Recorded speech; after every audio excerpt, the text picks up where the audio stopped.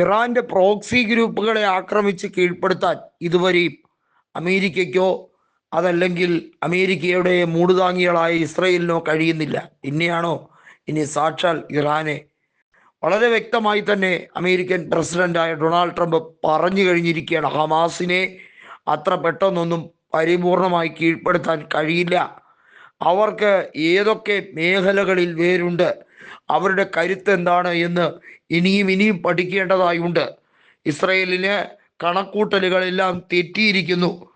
നിയമലംഘനം നടത്തിക്കൊണ്ട് ഇസ്രയേൽ വീണ്ടും നിറയൊഴിച്ച് വംശഹത്യയുമായി മുന്നേറാൻ ശ്രമിക്കുമ്പോൾ ഇസ്രയേലിൻ്റെ ഭൂഗർഭ അറകളിലേക്ക്, അതായത് അവർ ആണവ പരീക്ഷണം നടത്തുന്ന ഭൂഗർഭ അറകളിലേക്ക് കൃത്യമായി തൊടുത്തുവിടാൻ പാകത്തിന് മിസൈലുകൾ തയ്യാറാക്കി ഇറാൻ വെച്ചിരിക്കുന്നു എന്ന റിപ്പോർട്ടാണ് പുറത്തു വരുന്നത്.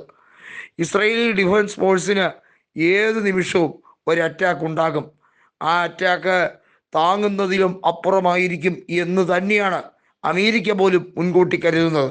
ഇസ്രായേലിനോട് കരുതിയിരുന്നോളാൻ തന്നെയാണ് ട്രംപിന്റെ നിർദ്ദേശം. ഏത് സമയത്തും ഏത് രീതിയിലും പ്രത്യാക്രമണം ഉണ്ടാകാം. ഇറാൻ രണ്ടും കൽപ്പിച്ച് തന്നെയാണ്. ഇറാന് യുദ്ധം ചെയ്യാൻ എല്ലാ രീതിയിലും താല്പര്യമുണ്ട്. കാരണം ഇറാനെ സംബന്ധിച്ചിടത്തോളം അവരുടെ അഭിമാനമാണ് ഏറ്റവും വലുത് എന്ന് ഉയർത്തിപ്പിടിച്ചുകൊണ്ട് തന്നെയാണ് ഖമനി ഇസ്രായേലിനെതിരെ ആയുധമെടുത്തതും ആ 12 ദിവസം നീണ്ടുനിന്ന യുദ്ധം വലിയ രീതിയിലുള്ള മാറ്റങ്ങൾ അവിടെ ഉണ്ടാക്കിയെടുത്തു. ഒടുവിൽ വെടിനിർത്തലിലേക്ക് വന്നപ്പോൾ ഇറാൻ പറഞ്ഞൊരു വാക്കുണ്ട്: നിങ്ങളുടെ സുരക്ഷിത നഗരങ്ങൾ എന്തുകൊണ്ട് ഇപ്പോൾ വലിയ തോതിൽ ചാരമായി കിടക്കുന്നു? നിങ്ങളുടെ ഒരു നഗരവും നിങ്ങളുടെ ഒരു പ്രദേശവും സുരക്ഷിതമല്ല. 25,000 സ്ക്വയർ കിലോമീറ്റർ വെന്ത് ചാരമാകാൻ അധികം സമയം വേണ്ട എന്ന് ഓർക്കുക. ഇത്രയും കാര്യം മാത്രമാണ് ആയത്തുള്ള അലി ഖമനി വളരെ വ്യക്തമായി പറഞ്ഞത്. അതൊന്നുകൂടി ഊട്ടി ഉറപ്പിക്കുന്ന രീതിയിലേക്കാണ് കാര്യങ്ങളുടെ ഗതി. അറബ് രാജ്യങ്ങളെ വിശ്വാസത്തിലെടുക്കാൻ, അവരെ കൺവിൻസ് ചെയ്യിപ്പിക്കാൻ ഡൊണാൾഡ് ട്രംപ് പഠിച്ച പടി 18 നോക്കുന്നുണ്ട്. പക്ഷേ അവിടെ അതിനെ പ്രതിരോധിക്കാൻ ശ്രമിക്കുന്ന ഇറാനല്ല, റഷ്യയാണ്. അറബ് രാജ്യങ്ങളെ പോലും ഒപ്പം കൂട്ടാനാണ് റഷ്യ ശ്രമിക്കുന്നത്. നമുക്കറിയാം, റഷ്യ എന്നത് 2 ഭൂഖണ്ഡങ്ങളിലായി പരന്നു കിടക്കുന്ന ഒരു രാജ്യം, ഏറ്റവും വിസ്തൃതമാർന്ന രാജ്യം.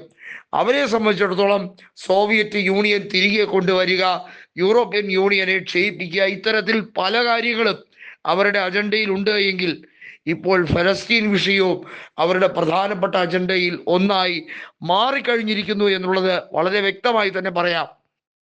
ട്രംപിനെ സംബന്ധിച്ചിടത്തോളം ഇസ്രയേലിന് പരിക്ക് പറ്റാതിരിക്കേണ്ടതും ഇസ്രയേലിനെ സംരക്ഷിക്കേണ്ടതിൻ്റെയും കൂടെ ബാധ്യതയുള്ളപ്പോൾ ഇസ്രയേലിന് കൃത്യമായി മറുപടി കൊടുക്കാൻ ഹമാസിന് മറ്റുള്ള രീതികൾ, മറ്റുള്ള വഴികൾ തേടുന്നു. അത് യഥാവിധി നടക്കുന്നുണ്ട് എന്നുള്ളതാണ് ഏറെ പ്രാധാന്യം അർഹിക്കുന്നത്.